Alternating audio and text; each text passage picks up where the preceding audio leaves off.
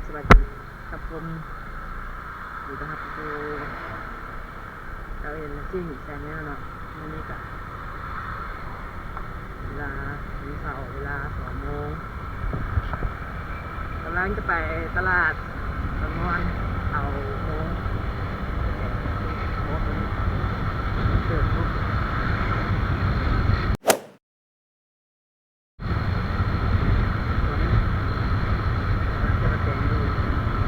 เตรียมทางเบิร์ดเนาะนี่เอารถขี่ไปของไม้ต้อมมา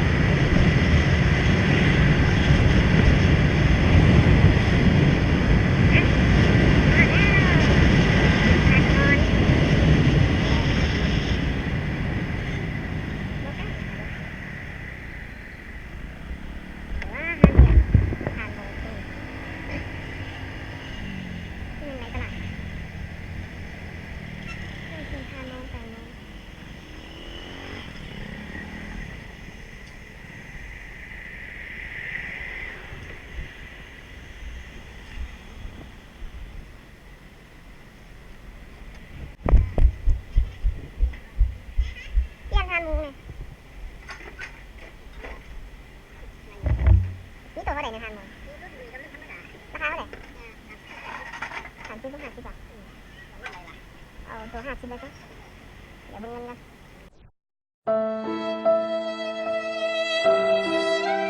เอาตัว50เลย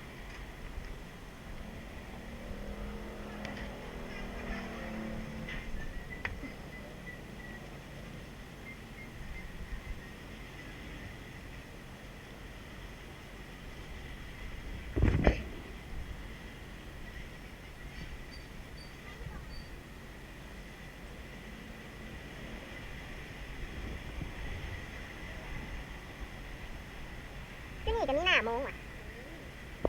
หน้าเสียงมันแตกหน้าโมงมันแตก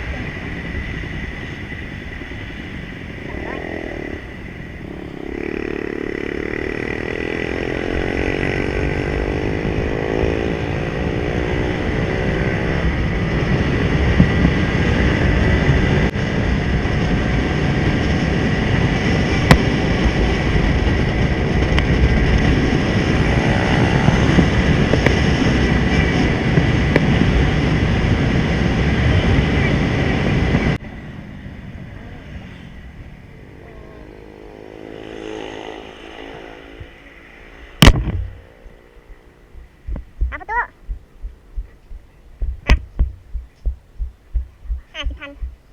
อ่ะได้แล้วเนี่ย